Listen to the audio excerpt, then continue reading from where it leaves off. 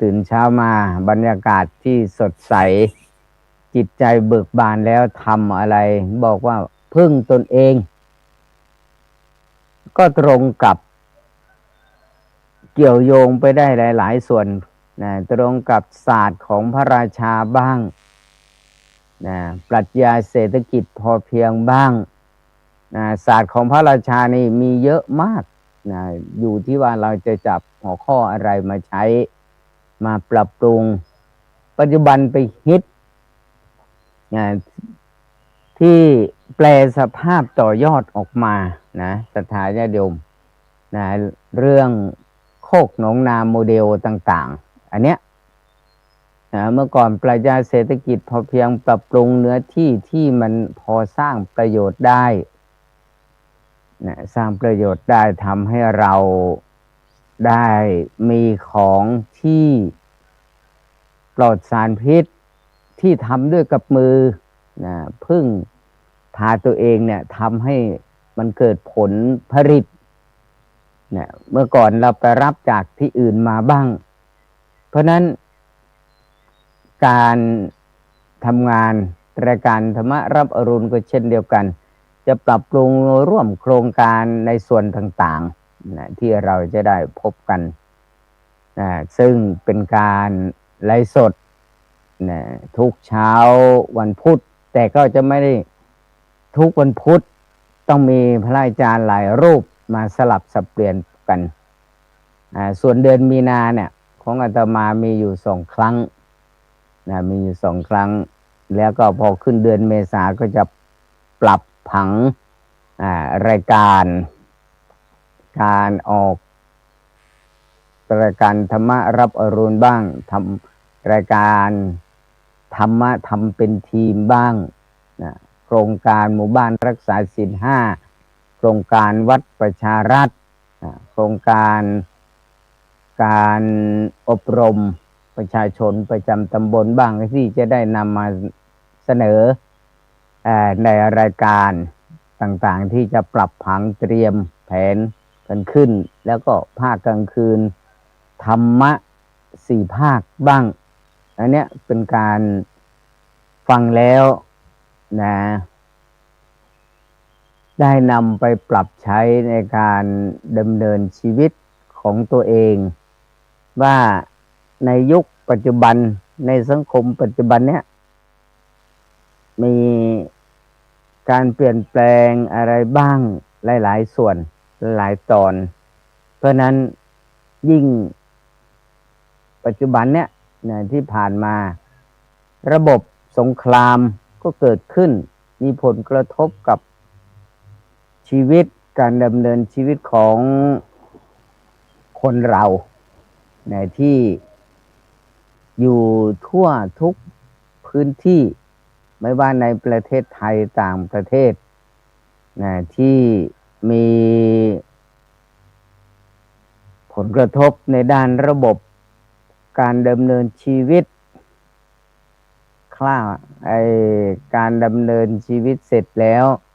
เตรียมการที่จะทำอย่างอื่นมันทำให้ต้องหยุดชะงักต้องหยุดชะงักต้องหยุดพิจารณาหยุดการดำเนินการบ้างบางส่วนแม้แต่ปัจจุบันผลกระทบในการดำเนินชีวิตของประชาชนที่บอกอัตหิอัตโนนาโถเนี่ยกระทบอะไรการเดินทางที่สำคัญคือน้ำมันที่มีการเปลี่ยนแปลงเป็นอย่างไรบ้างเมื่อก่อนเราไม่เคยเจอแบบนี้ถ้ามองย้อนยุคเก่าโน้นการเดินทางไม่ได้ใช้ยานพาหนะมากก็ไม่มีความวิตกกังวลแต่ปัจจุบันสังคมมันเจริญเกิดขึ้นมาก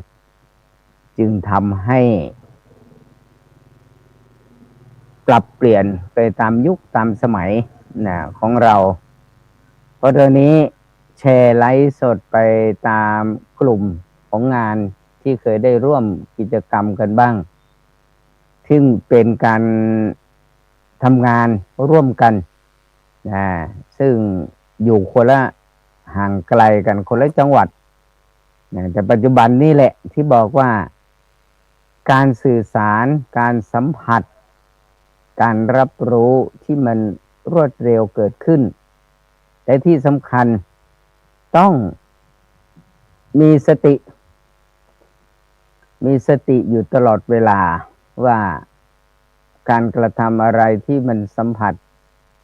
ซึ่งเราก็จะได้มองเห็นองค์ประกอบในส่วนต่างๆที่รับรู้ขึ้นเมื่อก่อนไม่ได้ยิน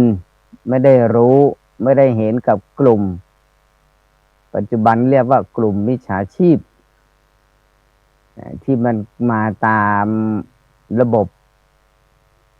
การสื่อสารยุคใหม่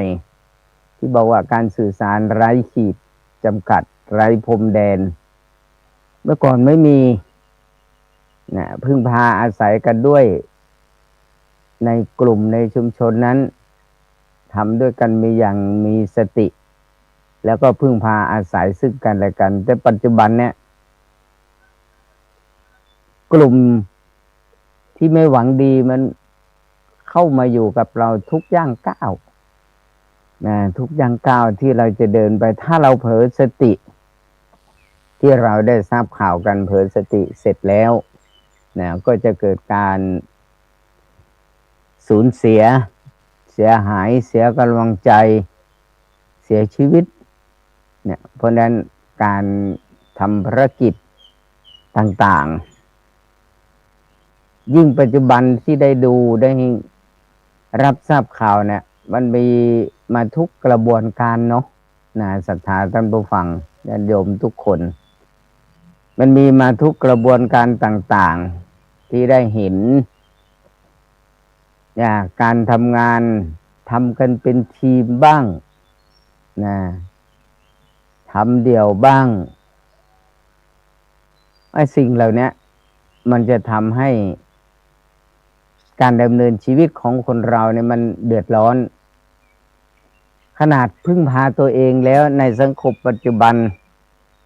แล้วก็สังคมหมู่บ้านใกล้เคียงต่างประเทศเราเห็นสภาพเมื่อวันก่อนเมื่อวันก่อนไปเห็นคลิปของพี่น้องที่อยู่ใกล้เคียงใกล้ชิดกันกับอำเภอที่อาตมาอยู่นี่แหละก็คือประเทศลาวที่เราเอาย่อๆกันสปป.ลาวที่ได้เกิดพายุเกิดขึ้นประเทศไทยเกิดขึ้นไหมเกิดที่อำเภอบ้านโคกก็เกิดขึ้นวันที่21แต่รุนแรงไหมมันก็รุนแรงพอสมควรบ้านพังสร้างมากับมือเสร็จแล้วมันเกิดขึ้นชั่วพริบตาเดียวเท่านั้นแหละบ้านพังไปฝนตกไหมตกพายุมีไม่มีพายุลมลูกเห็บมีไม่มีแต่ไปเห็นของพี่น้องประชาชนลาวที่ทำคลิปออกมาให้ดูลูกเห็บมันโตมากมันโตมากบ้านที่มุงกระเบื้องทะลุหมดเลยมันหล่นมาลูกมันใหญ่กระเบื้องมุงหลังคาบ้านแล้วก็จกรถยนต์ที่บอกว่าแข็งแรงพอสมควรอยู่ในระดับหนึ่งแต่เจอลูกเห็บพายุที่มันเกิดขึ้นกระจกรถร้าวสร้างความเสียหายสร้างความเสียหายอะไรอย่างรุนแรงมากเพราะฉะนั้นการพึ่งตนเองกว่าหน่วยงานที่อะไรที่จะเข้ามาบ้านโคกก็เช่นเดียวกันหลังคาชาวบ้านอะไรทั้งอำเภอก็มีหลายโซนหลายพื้นที่บ้านพังสร้างความเดือดร้อนให้เกิดขึ้นแล้วยิ่งมายุคตรงนี้จะประสานงานติดต่ออะไร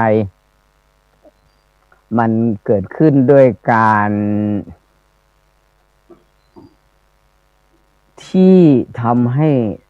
สภาวะเรียกอีกอย่างหนึ่งสุขภาวะจิตใจของเรา เกิดการแปรปรวนมากยิ่งขึ้นบอกว่าพึ่งตัวเองแล้วดีที่สุดแล้วแต่มันไปเจอผลกระทบที่มันอยู่ข้างเคียง ผลที่อยู่ข้างเคียงอะไรที่มีองค์ประกอบการเดินทางของยานพาหนะเนี่ยการเดินทางเกี่ยวกับน้ำมันเนี่ยก็มันมีผลกระทบไม่เฉพาะตัวเราต้องมีสติตรงนี้หน่อยหนึ่งต้องไม่กรุงพิจารณาดีๆไม่กระทบเฉพาะตัวเราแต่มันกระทบหมดทุกระบบทุกกระบวนการทุกกระบวนการกระทบหมดจะทำอะไรในชีวิตประจำวันเนี่ยต้องมีสติที่สำคัญมีสติพิจารณาพิจารณาให้ดีว่ามันจะเกิดผลกระทบมากน้อยขนาดไหนพ่อค้าแม่ขายรถส่งของถ้าพ่อค้าแม่ขายของชำก็ไปอีกรูปแบบหนึ่งถ้าค้าของสดของสดมีอะไรบ้างหลายอย่างของทะเลที่ไม่ใช่ของทะเลถ้าเป็นผลไม้เนี่ยมันก็กระทบระบบการขนส่งก่อนที่จะเกิดขึ้นนี่อะไรผลผลิตของประเทศไทยส่วนมะพร้าวส่วนมะพร้าวแต่ไม่ได้เจออีกทีนึงมีคนนำมะพร้าวไปมอบให้กับผู้ที่ทรงเกียรติว่างั้นเป็นยังไงบ้างเพราะนั้นก็เลยบอกมันกระทบกันหมดทุกรูปแบบกระบวนการแม้แต่พระสงฆ์องค์เจ้าที่เรามักจะพูดพ้องกันแบบนี้พระสงฆ์องค์เจ้าเดือดร้อนไหมก็มีเดือดร้อนในระบบที่จะเดินทางไปตรงไหนเนี่ยคือต้องใช้ยวดยานพาหนะแล้วที่สำคัญคือน้ำมันนี่แหละที่น้ำมันนี่แหละมันทำให้ผลกระทบหมดทำให้ภารกิจงานเสียหายกระทบกันหมดทุกส่วนแม้แต่คนที่เสียชีวิตแล้วยังกระทบอีก ยังกระทบทำไมกระทบล่ะต้องมีสติในพิจารณาหรอกกระทบยังไงแม้แต่คนที่เสียชีวิตถ้าสมมติเสียชีวิตต่างที่ต่างจังหวัดจากการที่ออกไปทำประกอบสัมมาชีพในเมืองใหญ่เมืองที่เจริญเพื่อที่จะทำให้ครอบครัวความเป็นอยู่มันสุขสบายเกิดขึ้นเนี่ย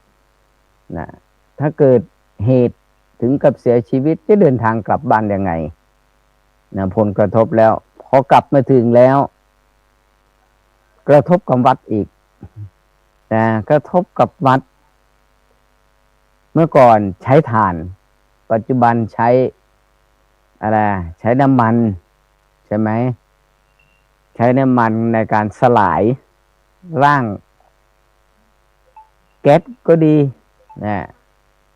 มันต้องมีค่าใช้จ่ายบวกอันนี้ขึ้นมาเนี่ยมันหมดกระทบกันไปหมด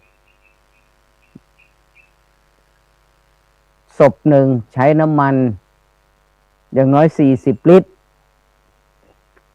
40 ลิตรขึ้นอันนี้ไปให้แค่20 ลิตรกระติกเดียว กระติกเดียว20 ลิตรมันเป็นไปได้ไหมอันนี้คือการบริหารการทำงานการพิจารณาบอกว่าอัตหิอัตโนนาโถถ้าจะกลับไปใช้เหมือนธรรมชาติมลภาวะเกิดขึ้นเป็นระเบียบตรงนั้นมาอีกอะไรPM 2.5มันเป็นลูกโซ่กระตุกอย่างหนึ่งมันกระเทือนกันไปหมดเพราะนั้นอย่างไรเราต้องบริหารในของเราก่อนบริหารส่วนตัวก่อนบริหารส่วนตัวคือการตื่นเช้าขึ้นมาวันหนึ่งในรายการธรรมรับอรุณเนี่ยมีทุกข์ วันนะมีทุกวันแต่องค์จัดรายการองค์ออกรายการสลับสับเปลี่ยนไปเพราะพระอาจารย์พระมหาเถระบางรูปสลับกันอย่างนี้ทำภาระหน้าที่นะบริหารได้รับการดำเนินภาระหน้าที่ที่ยังดีนะที่บอกยังดีเนี่ยระบบสื่อสารไม่โดนตัด ถ้าระบบสื่อสารโดนตัดมองย้อนไปอีกย้อนหลังเนี่ยย้อนหลังไป20 ปี30 ปีหลังระบบแบบนี้ไม่มีนะที่จะมองเห็นหน้ากันสื่อสารไปทั่วโลกไม่ใช่ว่าทั่วประเทศทั่วจังหวัดทั่วชุมชนปัจจุบันนี้ระบบนี้มันเกิดขึ้นที่บอกว่าระบบดิจิตอลสัมผัสแค่ปลายนิ้วมือแล้วทำให้ชีวิตของคนเราการดำเนินชีวิตการดำเนินชีวิตในแต่ละวันของแต่ละบุคคลเนี่ยแต่ภาระหน้าที่อาชีพแตกต่างกันทุกภาคส่วนเนี่ยแตกต่างกันไปเสร็จแล้วรวมก็คือต้องมีสติอยู่ตลอดเวลาถ้าเผลอเราก็จะเกิดอันตรายบ้างความเสียหายเกิดขึ้นในการดำเนินชีวิตของตัวเองนะศรัทธาท่านผู้ฟังทุกท่านเพราะฉะนั้นจะอยู่ที่ไหนจะทำอะไรเนี่ยอย่าเผลอสติมากถ้าสติหลุดแล้วความเดือดร้อนก็จะตามมาเป็นลูกโซ่มาเป็นขบวนการจะเป็นขบวนการใหญ่ขบวนการเล็กมันอยู่ที่ว่าพลังงานของคนเราที่จะรองรับที่รับทำงานอยู่ในจุดนั้นว่าอยู่ในจุดเล็กจุดกลางจุดใหญ่อันเนี้ยก็จะทำให้เราได้รับผลกระทบ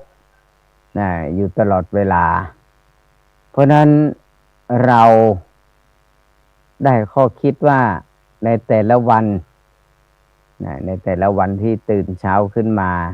แล้วก็ก่อนจะนอนไปภาระงานที่เราได้รับมอบหมายได้รับมอบหมายให้ทำหน้าที่มอบหมายโดยหน้าที่ธรรมชาติกับหน้าที่ที่รับมอบหมายโดยภาระงานนะโดยธรรมชาติกับโดยภาระงานต้องแยกกันออกนะต้องแยกกันออกว่าโดยธรรมชาติที่เราได้รับโดยนามสมมุติที่แตกต่างกันออกไปอันนี้ในฐานะเป็นพ่อเป็นแม่เป็นลูกเป็นสมาชิกในชุมชนอย่างนี้เป็นโดยธรรมชาติเพราะเราอยู่คนเดียวไม่ได้และต้องใช้สติมากขึ้นแล้วยิ่งภาระงานกลุ่มงานที่เราได้รับมอบหมายนอกจากที่เรามีโดยธรรมชาติแล้วที่ได้รับมอบหมายอาจจะเป็นข้าราชการพ่อค้าสาธุชนทั่วไปถ้าได้เราอยู่ในขีดจำกัดในแต่ละส่วนงานต้องมีสตินำหน้าทุกครั้งมีสตินำหน้าทุกครั้งถ้าเผลอสติความบกพร่องความผิดพลาดมันก็จะเกิดขึ้นในส่วนงานก็ดีในส่วนตัวของเราก็ตามที่มันจะเกิดขึ้นให้เราได้รับผลกระทบเพราะนั้นชีวิตที่เราบอกว่าตื่นเช้ามามีชีวิตแบบไหนเราจะมอบอะไรในสังคมในภาระงานที่เราทำแล้วก็รับผิดชอบอยู่ เพราะนั้นศรัทธาท่านผู้ฟังมีโอกาสได้พบกันเช้าวันพุธแต่ไม่ได้ใช่รูปนี้รูปเดียวนะแล้วก็ในท้ายรายการเนี้ยในแต่ละพื้นที่ก็จะมีโครงการเดือนมีนาเมษาจะมีโครงการการบวชภาคฤดูร้อนเฉลิมพระเกียรติบ้างถวายเป็นพระราชกุศลบ้างในแต่ละพื้นที่โครงการการบวชพระภิกษุสามเณรและศิลจารณีเพื่อถวายเป็นพระราชกุศลในส่วนหนึ่งเพื่อเฉลิมพระเกียรติอีกส่วนหนึ่งซึ่งบางทีจัดมารวมกันจัดมารวมกันในการบวชภาคฤดูร้อนภาคฤดูร้อนในแต่ละพื้นที่ของอำเภอบ้านโคกมีไหมก็มีมีจะมีทุกอำเภอนั่นแหละแต่บางอำเภอที่เป็นอำเภอใหญ่ก็จะมีหลายหน่วยงานก็คือหลายวัดแล้วก็ภาครัฐภาคเอกชนภาคีเครือข่ายพ่อค้าประชาชนก็มาให้การสนับสนุนในช่วงเทศกาลซึ่งปีนี้แต่ละพื้นที่คาดการณ์กันเอาไว้ถ้าในสภาวะสังคมที่มันเป็นแบบเนี้ยความตั้งใจก็จะมาลายไปเพราะไม่สามารถเดินทางถึงจุดหมายปลายทางได้ถ้ามันอยู่ในคงสภาวะอย่างนี้นะถ้าไม่มีการแก้ไขอะไรเนี่ยก็จะเพียงแค่นึกอยากแต่มันทำไม่ได้ไปไม่ได้ไปถึงไม่ได้อันเนี้ยมันก็จะทำให้เกิดทุกข์ใจเกิดขึ้นเกิดทุกข์ใจเกิดขึ้นว่าเราได้มีโอกาสจะไปแล้วจะไปทำแล้วจะดำเนินการแล้วแต่มันติดขัดอีกตรงเนี้ยตรงไหนตรงเครื่ององค์ประกอบที่สำคัญด้วยองค์ประกอบที่สำคัญด้วยคนเราวันหนึ่งดื่มน้ำอย่างน้อย8 แก้วหรือว่า1 ลิตรกว่าหรือถึง2 ลิตรจึงจะทำให้สุขภาวะของเราเกิดความสมบูรณ์ยิ่งขึ้นถ้าเป็นยานพาหนะก็อาศัยเหมือนกันตอนนี้ตอนท้ายรายการแล้วเหลืออีกไม่กี่นาทีก็จะจบรายการแล้วเพราะนั้นก็อนุโมทนาบุญในการบวชพระบวชเณรทุกที่ทุกที่มีอำเภอบ้านโคกก็มีเช่นเดียวกันมีอยู่วัดหนึ่งที่ได้จัดขึ้นเป็นในนามตัวแทนของอำเภอทุกอำเภอที่ได้ทราบข่าวก็เช่นเดียวกันเพราะนั้นในท้ายนี้ก็ขออนุโมทนาบุญกุศล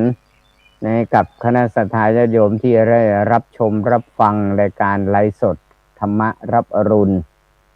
ของทางสถานีในทั้งระบบYouTube ไลฟ์สดทาง Facebook ทางสถานีวิทยุก็ขอให้ท่านทั้งหลายที่รับฟังอยู่ทางบ้านไม่ว่าในประเทศต่างประเทศทั่วโลกที่ทางรายการของเราได้นำเสนอทุกวันทุกเช้าก็ขอให้ท่านทั้งหลายจงประสบผลสำเร็จในการดำเนินชีวิตเน้นก็คือให้มีสติอยู่ตลอดเวลาให้มีสุขภาพพลานามัยที่สมบูรณ์ด้วยกันทุกท่านทุกคนเทินขอเจริญพร